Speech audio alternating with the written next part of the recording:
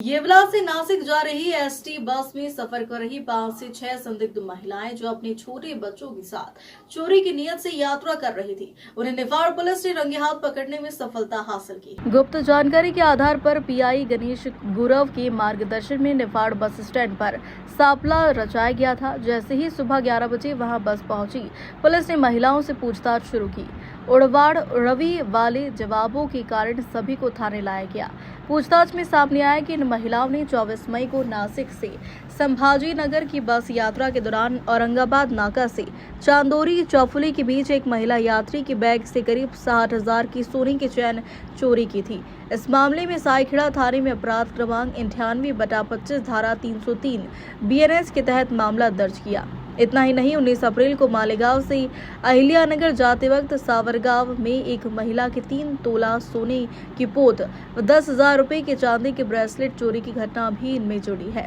यह केस येवला शहर थाने में अपराध क्रमांक 159/25 धारा 303 2 बीएनएस के अंतर्गत दर्ज किया गया है।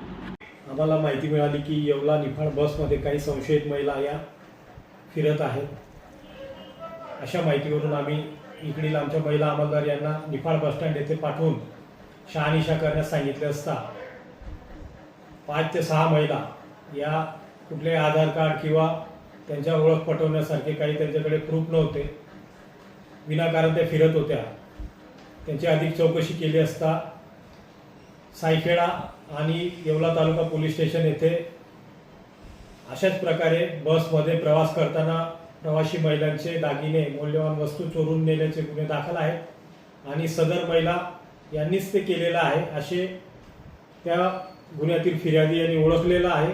मी गणेश चंद्रकांत गुरव पोलीस निरीक्षक निफाड पोलीस स्टेशन सर्व नागरिकांना आवाहन करतो की अशा प्रकारे लहान बाळांना सोबत घेऊन किंवा प्रेग्नंट महिलांना सोबत घेऊन बसमध्ये 4 ते 5 महिला प्रवेश करतात व त्या बसमध्ये असलेल्या महिला प्रवासी यांच्या आजूबाजूला बसून त्यांच्याकडे असलेले पॉकेट किंवा पर्समधले मौल्यवान दागिने चोरून नेतात।